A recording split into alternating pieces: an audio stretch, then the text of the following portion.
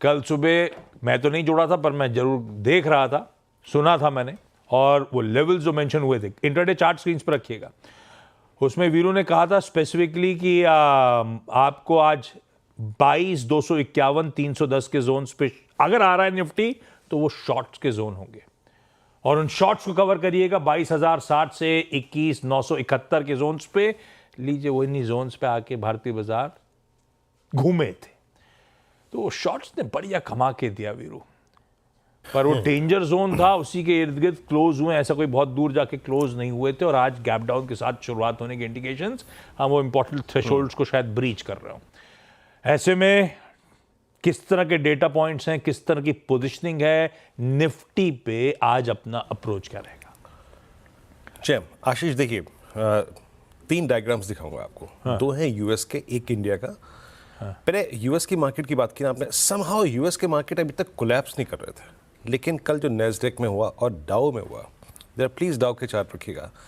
अब डाउ बार बार अपने क्रिटिकल एवरेजेस को कल जैसे 100 डे के नीचे क्लोज दिया। मल्टीपल टाइम जब आप किसी एवरेज को तोड़ने लगे तो उसके नीचे डिसाइसिवली आपका जाना ये लाजमी हो जाता है। तो डाउ के चार्ट्स कल क्रिटिकली अगर आप देखें पॉइज्ड हैं, और उसको और क्रिटिकल बना रहा है आशीष, सन 2020 से लेके अब तक जो विक्स था, सीबीओई वोलेटिलिटी इंडेक्स, कल उसमें बड़ा एक शार्प जंप है। जरा देखिए आप सीबीओई वोलेटिलिटी इंडेक्स, क्या जंप है आशीष। यानी यूएस में भी एक रिस्क को मैनेज करने का जो प्रीमियम है वो स्पेशली बढ़ रहा है, वो इस बात का इंडिकेटर है। तो शायद पॉसिबली हमारा अगला डैमेज जो हो उसको यूएस मार्केट भी स्पॉन्सर करें। ये रहा आपके स्क्रीन पे सीओई वोलेटिलिटी इंडेक्स। अब आते हैं निफ्टी पर, जो मैंने एक चार्ट आपको सुबह भी दिखाया। 22,000 पे 21,900 पे पल पुट खड़ी हुई थी, और 22,050 पे था हमारा 100 वीक एक्सपोनेंशियल मूविंग एवरेज।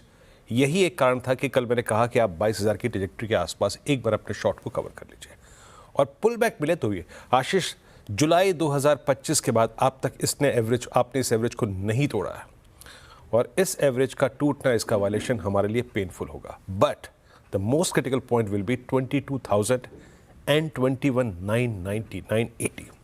ये 20 पॉइंट बहुत महत्वपूर्ण है। अब आइए आप लेवल्स पे, स्ट्रेटजीज लेवल्स टू वॉच पे। देखिए, बेस्ट शॉर्ट होते हैं हायर लेवल्स पे, ना कि लोअर ट्रैजेक्टरीज पे। पहले आते हैं इंस्टीट्यूशनल अप्रोच पे।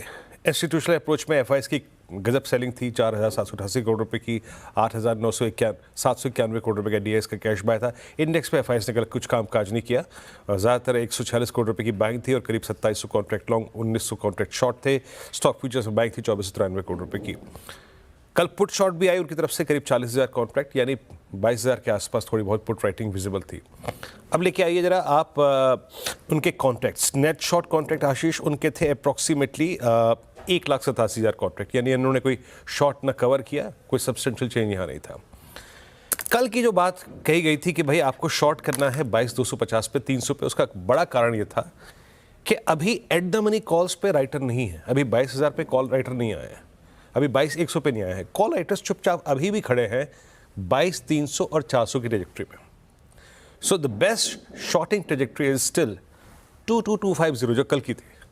देखिए ना आप, 66 लाख, 82 लाख, और 22,500 पे तो खड़ा ही है वो बड़े अच्छे से। और आप ये देखिए कि 22,000 के पुट इक्वल ओआई होल्ड करती है वर्सेस 22,300, तो 22,000 एक बहुत ही क्रिटिकल लेवल है। अब जरा पिरामिड्स लेके आइए। आपको कल, बावजूद इसके कि कल रिलायंस ब्रेकडाउन था, आपको 2 पुट राइटर्स नजर आएंगे, 22,000, 21,900, और इधर 22,300, 22,400। तो हमारे पास वो जो प्ले जोन था वो 300 पॉइंट थे। अब लेके आइए levels to watch. During the day pullbacks भी आएंगे, याद रखिएगा। RS1 is a cluster to go short.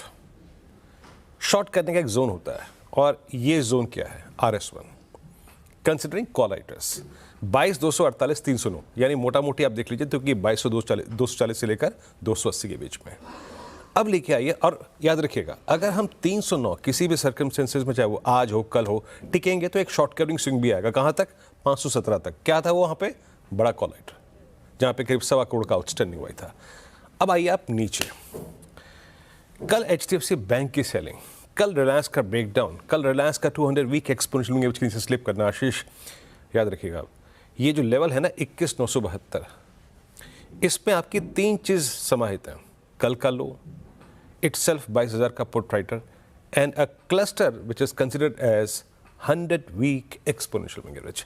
अगर हम इसके नीचे ड्यूरिंग द डे सेटल हो गए, चाहे वो पोजिशनल ट्रेड जिनके पास शॉर्ट हैं या फिर इंटर ट्रेडर्स, उनके लिए एक क्लस्टर खुल जाएगा और वो है 21,833। प्रिसाइसली कह रहा हूँ 21,833, तो फोकस कीजिए 21,833 बिलो 21,972। और अगर क्लोज हमारा 22,000 के नीचे है तो ये टेक्निकली बहुत ही ख़राब क्लोज होगा आशीष। और हमारे साथ 4-5 चीज़ें हैं, US, CBOE volatility index, Reliance और HDFC बैंक का ब्रेकडाउन आशीष। ओ भाई साहब, कल का निफ्टी का कंट्रीब्यूशन प्लेट दिखाइएगा। वो दोनों हेवीवेट्स दिक्कत कर गए, बहुत ज़्यादा सेलिंग थी HDFC बैंक में, रिलायंस इंडस्ट्रीज में। खैर, निफ्टी बैंक कल दबाव में था, HDFC बैंक के चलते आधे % की कमजोरी थी। लेकिन एक्स ऑफ HDFC बैंक कुछ रिकवरी की पॉकेट्स थी। ICICI बैंक इवन ग्रीन में बंद होता हुआ नजर आया था। SBI, कोटक, इवेंचुअली सब थोड़ा बहुत समीकरण ठीक थे। मिला जुला सा रुझान था निफ्टी बैंक का, लेकिन हाँ, इवेंचुअली इंडेक्स तो खैर खासे पेन में। ऐसे में वीरू, निफ्टी बैंक क्या वॉच आउट करूं? आज गैप डाउन के बाद अगर जैसे अनुज कह रहे थे कहीं ना कहीं वैल्यू प्रपोजिशन बैठ रहा होगा तो लोअर लेवल से कुछ रिकवरी के रेट्स प्ले आउट हो रहे होंगे। आज फिर गैप डाउन हो रहा होगा। ग्लोबल समीकरण को देखते हुए निफ्टी बैंक फिर प्रेशर में खुलेगा। क्या वॉच करने लेवल्स और जनरल टेक्सचर कैसा नजर आता है? देखिए आशीष, कल HDFC बैंक में प्रॉफिट बुकिंग थी, तो कल वो बास्केट्स जो पहले से प्रॉफिट बुकिंग देख रही थी उनमें थोड़ी सी स्ट्रेंथ आ गई, मतलब शॉर्ट कवरिंग के सारे। कल SBI जो कि सबसे ज़्यादा क्रैक हुआ, उस पर थोड़ी बहुत स्ट्रेंथ आ गई। बट आप जरा एक बार निफ्टी बैंक का चार्ट लेके आइए 6 मंथ का, और मैं बात क्या कह रहा हूँ उसको समझने की कोशिश कीजिएगा। नेक्स्ट फोर्सेस क्या हैं जो हमें परेशान करेंगे? अब आप एक कंपैरिजन कीजिए आशीष, निफ्टी का। एक बार निफ्टी और निफ्टी बैंक का क्रॉस चार्ट रखिएगा। हमारा 27 जनवरी का लो था निफ्टी का 22,800, और हम वहाँ से लगभग अब 800 पॉइंट नीचे हैं। और अभी भी ये निफ्टी बैंक अपने उस जनवरी के लो से अभी भी इस प्राइस पे लगभग 300 पॉइंट ऊपर है। और कल का लो निफ्टी बैंक का जब मंथली चार्ट रखेंगे, 27 जनवरी का लो पैरेलली अलाइंड कर लिया इसने। कल का लो एग्जैक्टली 27 जनवरी का लो था। यानी टेक्निकली अगर आप इसको डिफाइन करें, दैट्स इन्वर्टेड फ्लैग, जिसका ब्रेकडाउन होगा 47,800 के नीचे। और एक और चीज़ आशीष जानते हैं, निफ्टी बैंक में कुछ अब बड़े नेगेटिव क्रॉसओवर्स हैं, लाइक 200 को 50 ने क्रॉस कर दिया, तो ये चीज़ें खराब है। लेके आइए जरा प्लीज़ प्लेसमेंट ऑफ ऑप्शंस। 49,000, वो 49,000 का कॉल राइटर अभी भी बहुत कन्विक्शन के साथ बैठा हुआ है।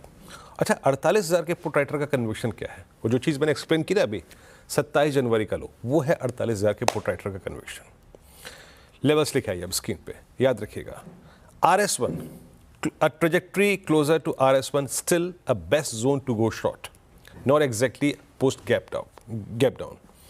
RS1 के आसपास जो आपकी ट्रेजेक्ट्री है ना, ये एक शॉर्ट की अच्छी ट्रेजेक्ट्री होगी। यहाँ शॉर्ट लेना ज़्यादा अच्छा होगा। वेट कीजिए अच्छे ट्रेड का, ये ज़रूरी नहीं है कि हर लेवल पे कूद जाए। RS1 के ऊपर अस्विंग टुवर्ड्स 931, 4903 पॉसिबल, बट RS1 के आसपास शॉर्ट। और लिखा है बेस। अब आपको थोड़ा सा पेशेंटली बेस को मॉनिटर करना है। बेस क्या है, क्या एक्सप्लेन किया मैंने आपका? कल का लो 27 जनवरी का लो, 48,000 का पुट राइटर। अगर आशीष आप इस 200 पॉइंट के नीचे सस्टेन कर रहे हैं और आपको HDFC बैंक और SBI में थोड़ी वीकनेस दिखाई दे या फिर किसी और प्राइवेट बैंकिंग काउंटर में, दैट मीन्स सिंपली 27 जनवरी के लो के नीचे आप स्टेबल होने की कोशिश कर रहे हैं। और in that case 47,323, 474 is open.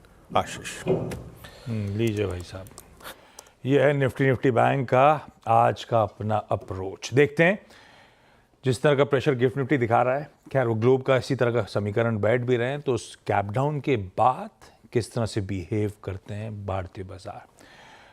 CNBC आवाज का जो मॉर्निंग पैनल है वो अब आपको आपकी स्क्रीन पे नजर आएगा। बढ़िया सा मैक्रो तड़का हो गया, अब चला जाए माइक्रो की तरफ। इस पैनल से एक बढ़िया से स्टॉक पिक्स ले लिए जाएं। डायरेक्टर साहब जरा टॉप कॉल से स्टिंग प्ले आउट करिए। गाबा सर, गुड मॉर्निंग।